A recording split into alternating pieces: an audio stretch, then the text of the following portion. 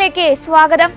അമേരിക്കയിലെ loss ആഞ്ചലസിൽ അടുത്തിടെയുണ്ടായ അഗ്നിബാധയുടെ ഇരകൾക്കും Ukraine ഉൾപ്പെടെ യുദ്ധബാധിത പ്രദേശങ്ങളിൽ ദുരിതത്തിലായിരിക്കുന്നവർക്കും തന്റെ ആത്മീയ സാന്നിധ്യവും പ്രാർത്ഥനകളും അറിയിച്ച് ഫ്രാൻസിസ് പാപ്പ ബുധനാഴ്ച വത്തിക്കാനിൽ അനുവദിച്ച പൊതുകൂടിക്കാഴ്ച വേളയിലാണ് വിവിധ കാരണങ്ങളാൽ ദുരിതങ്ങളിലൂടെ കടന്നുപോകുന്ന ജനങ്ങളെ പാപ്പ പ്രത്യേകമായി അനുസ്മരിച്ചത്.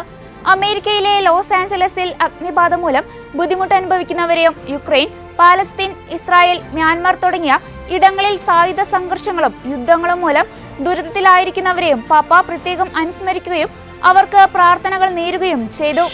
നോട്രേഡാം കത്തീഡ്രൽ വീണ്ടും തുറന്നതിന് ശേഷം ആദ്യ മാസത്തിൽ തന്നെ സന്ദർശനം നടത്തിയത് 8 ലക്ഷത്തിലധികം പേർ. 2019 ഏപ്രിലിലുണ്ടായ തീപിടുത്തത്തെ തുടർന്ന് 5 വർഷത്തെ പുനരുദ്ധാരണ പ്രവർത്തനങ്ങൾക്ക് ശേഷം 2024 ഡിസംബർ 7-നാണ് കത്തീഡ്രൽ വീണ്ടും തുറന്നത്.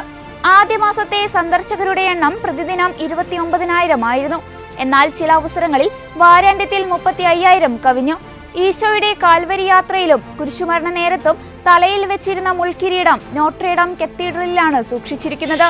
വിശുദ്ധ നാട്ടിൽ വെടിനിർത്തൽ കരാർ പ്രാബല്യത്തിൽ വന്നതിന്റെ ആശ്വാസം നിലനിൽക്കുമ്പോൾ തന്നെ മുന്നോട്ട് എന്തെന്നറിയാതെ ഗാസയിലെ ക്രൈസ്തവർ. ഗാസയിലെ ഏക കത്തോലിക്ക ദേവാലയമായ ഹോളി ഫാമിലി ദേവാലയത്തിലും സമീപത്തുള്ള സ്കൂളുകൾ, കോൺവെന്റുകൾ എന്നിവ ഉൾപ്പെടുന്ന കോമ്പൗണ്ടിലാണ് ഗാസ ജനങ്ങൾ അഭയം തേടിയിരുന്നത്.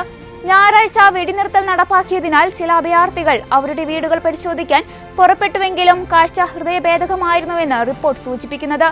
ഇതുവരെ ഗാസയിലെ ജനങ്ങൾക്ക് തങ്ങളുടെ വീടുകൾ കണ്ടെത്താനായില്ലെന്നും കെട്ടിടങ്ങൾ ചാരക്കൂമ്പാരമായി കിടക്കുകയാണെന്നും അന്താരാഷ്ട്ര മാധ്യമങ്ങൾ റിപ്പോർട്ട് ചെയ്തു.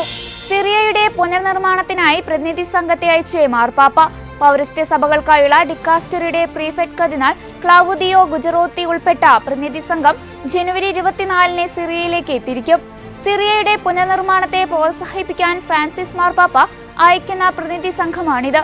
നിലവിലെ സാഹചര്യത്തിൽ സിറിയയിലെ കത്തോലിക്ക സഭയ്ക്ക് പരിശുദ്ധ പിതാവിന്റെ വാത്സല്യവും പിന്തുണയും അനുഭവേദ്യമാക്കുക എന്നതാണ് ഈ സന്ദർശനത്തിന്റെ ഉദ്ദേശം. ദൈവത്തിൽ ആശ്രയിക്കുന്നവർക്ക് ഭയപ്പെടേണ്ട കാര്യമില്ലെന്ന് ഓർമ്മപ്പെടുത്തി ഫ്രാൻസിസ് മാർപ്പാപ്പ കഴിഞ്ഞ ദിവസം പൊതുസദസ്സിൽ നമ്മുടെ പ്രത്യാശയായ യേശു ക്രിസ്തു എന്ന വിഷയത്തെക്കുറിച്ചുള്ള പഠന പരമ്പരയിലാണ് പാപ്പ ഇപ്രകാരം പറഞ്ഞത്.